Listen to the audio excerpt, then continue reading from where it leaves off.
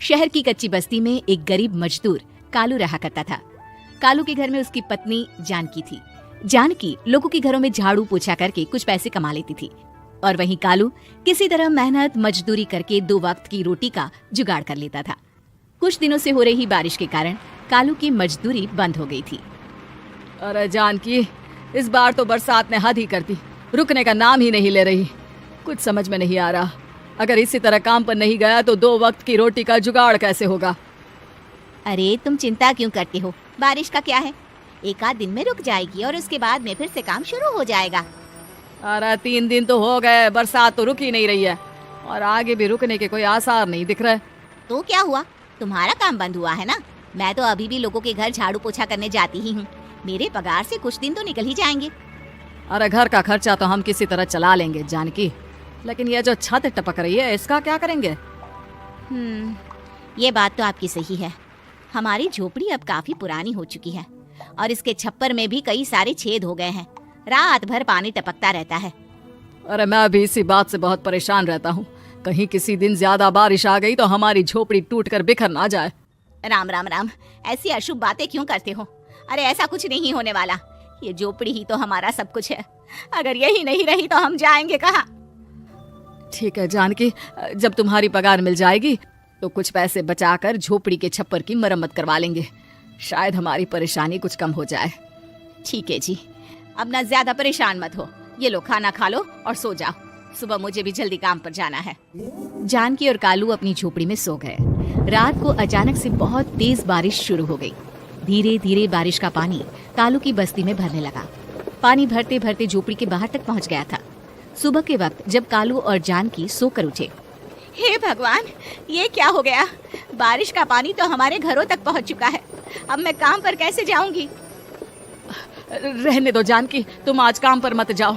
ऐसे पानी से निकल कर जाओगी और बीमार पड़ गई तो लेने के देने पड़ जाएंगे। लेकिन अगर नहीं गई तो मालकिन लोग नाराज हो जाएंगे। आप जानते हैं ना, बड़ी मुश्किल से 1 दिन की छुट्टी भी नहीं देती है। अरे लेकिन जानकी, झोपड़ी के बाहर तो पूरी बस्ती में पानी भरा है, तुम जाओगी कैसे। जानकी जैसे तैसे करके काम पर चली जाती है, लेकिन अगले दिन फिर से बहुत ज्यादा बारिश होती है और बस्ती में ज्यादा पानी भर जाता है। आज तो मैं तुम्हें किसी भी तरह काम पर नहीं जाने दूंगा। अरे अगर तुम्हें कुछ हो गया तो क्या होगा। ठीक है, तुम ठीक ही कहते हो, आज नहीं जाती। अगर मालकिन नाराज हो गई तो मना लूंगी किसी तरह। अरे मनाने वाली क्या बात है, जब तुम बताओगी कि हमारी झोपड़ी में पानी भर गया है तो वो खुद ही समझ जाएंगे ना। अगले 2 दिन तक तेज बारिश होने की वजह से जानकी, कालू और आसपास की बस्ती में रहने वाले सभी लोगों के घरों में पानी भर जाता है, जिसकी वजह से जानकी काम पर नहीं जा पाती। और 3 दिन के बाद जैसे ही जानकी काम पर पहुंचती है, कहाँ थी तुम? पिछले 3 दिनों से काम पर क्यों नहीं आई? मैम साहब क्या बताऊं, इतनी ज्यादा बारिश हो रही थी, हमारी पूरी बस्ती में पानी भर गया है और उससे भी ज्यादा तो मेरी झोपड़ी के अंदर पानी भर गया। आप ही बताइए कैसे आती मैं। इसका मतलब ये हुआ कि बारिश होगी तो तुम काम पर नहीं आओगी। ना ना, मेरे कहने का ये मतलब नहीं था मैम साहब। तुम जानती भी हो 3 दिन से कितनी परेशानी हो रही है मुझे, सारा काम मुझे खुद करना पड़ा। माफ कर दीजिए मालकिन जी, पर मैं क्या करती, आने के लिए रास्ता ही नहीं था, सब जगह पानी भरा हुआ था। बहाने तो तुझे बहुत बनाने आते हैं। जानकी देख, अगर अगली बार ऐसा किया ना तो फिर काम से हमेशा के लिए छुट्टी। अरे ना ना मालकिन, ऐसा मत कीजिए। बारिश की वजह से मेरे पति की मजदूरी भी छूट गई है। बड़ी मुश्किल से घर में 2 वक्त खाने की रोटी का जुगाड़ हो पाता है। आप मुझे काम से निकाल देंगे तो हम क्या खाएंगे। अगर इतनी ही चिंता है तो फिर रोजाना काम पर आया करो। चलो अब जल्दी से जाकर घर का सारा काम करो। बारिश रुकने का नाम ही नहीं ले रही थी। पूरे शहर में बाढ़ जैसे हालात बन गए थे, लेकिन नौकरी जाने के डर से जानकी किसी तरह रोज काम पर जाती थी। एक दिन जब जानकी काम करके अपने घर लौट आई तो अचानक उसकी बस्ती में कुछ लोगों का शोर सुनाई दिया। अरे लगता है बाहर कुछ हुआ है, मैं जाकर देखता हूँ। हाँ हाँ, पता तो कीजिए, ये बस्ती में लोग इतना शोर क्यों कर रहे हैं। बाहर जाकर कालू ने एक आदमी से पूछा, अरे क्या हुआ भाई, इतना शोर क्यों मचा रहा है। अरे क्या बताए भैया, अपनी बस्ती के बाहर एक पुल टूट गया है और वहाँ पर एक कार फंसी है। थोड़ी देर में अगर किसी ने नहीं बचाया ना तो वो कार पानी में बह जाएगी।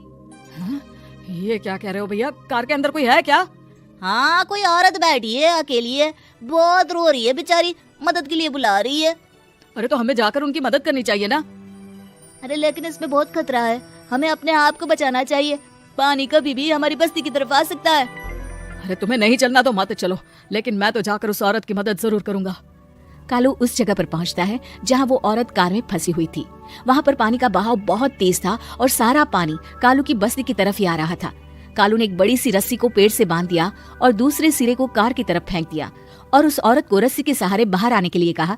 तभी वहां जानकी भी दौड़ती हुई आई। अरे ये तो मेरी मालकिन है, जिनके यहाँ मैं काम करने जाती हूँ। और मैडम जी, आप डरिएगा मत, आपको कुछ नहीं होगा। आपकी गाड़ी को भी मैंने रस्सी से बांध दिया है। थोड़ी देर में पानी का बहाव कम हो जाएगा, फिर हम आपकी कार को भी बाहर निकाल लेंगे। क्या तुम जानकी के पति हो? हाँ हाँ, जानकी मेरी ही पत्नी है, आपके यहाँ काम करती है ना। लेकिन मेम साहब, आप यहाँ पानी में कैसे फंस गई? अब क्या बताऊं, मैं अपनी सहेलियों के साथ पिकनिक पर गई थी, वहीं से लौट रही थी। अचानक पानी का बहाव तेज हो गया और मेरी गाड़ी फंस गई। अरे कोई बात नहीं मालकिन, अब ना आप बिल्कुल सुरक्षित हैं। मैं तो बहुत बुरी तरह डर गई थी। कब से मदद के लिए चिल्ला रही थी, लेकिन कोई मेरी मदद के लिए नहीं आया। भला हो तुम्हारा पति का, जिसने मेरी जान बचा ली। लेकिन जानकी, मैंने तुम्हारे साथ बहुत गलत व्यवहार किया। इतने खराब मौसम और बाढ़ में भी तुम्हें काम पर आने के लिए कहा, नौकरी से निकालने की धमकी भी दी, और तुमने मेरी जान बचाई। मुझे माफ कर दो।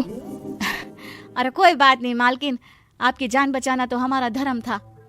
देखो जानकी, तुम्हारी झोपड़ी में जो भी नुकसान हुआ है उसके लिए मैं तुम्हें पैसे दूंगी। आज तुम्हारे पति ने मेरी जान बचाई है और आज के बाद मैं तुम्हें कभी भी नौकरी से निकालने की धमकी नहीं दूंगी। आज मैं तुम्हारी परेशानी को अच्छी तरह समझ चुकी हूँ। हम जैसे पैसे वाले लोगों के लिए अपने घर में बैठकर बारिश का मजा लेना बहुत आसान है, लेकिन तुम गरीब लोगों के लिए बाढ़ और बारिश काफी परेशानी खड़ी कर देते हैं। ये बात मुझे आज अच्छी तरह समझ आ गई है। आपका बहुत बहुत धन्यवाद मालकिन।